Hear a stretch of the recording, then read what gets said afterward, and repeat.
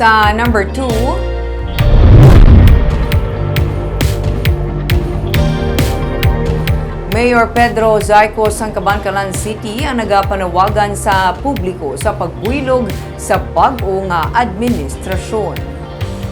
Sa media interview, ginpahayag ni Zayco nga updan kuntani sa mga pumuluyo ang magapungko nga bag-o nga alkalde nga si Benji Miranda para man sa kaayuhan sang syudad.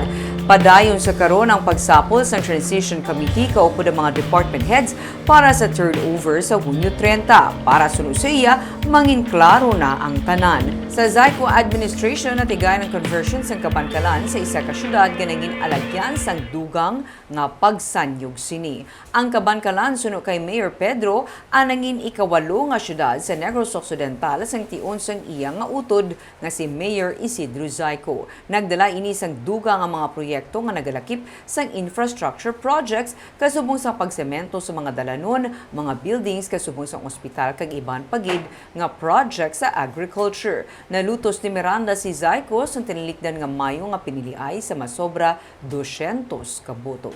Sa June 30, may ara kita short program about that sang aton nga turnover ceremony, no? Kag kabay pa nga kag ini ang administrasyon, no, nga magabulo sa akon, no?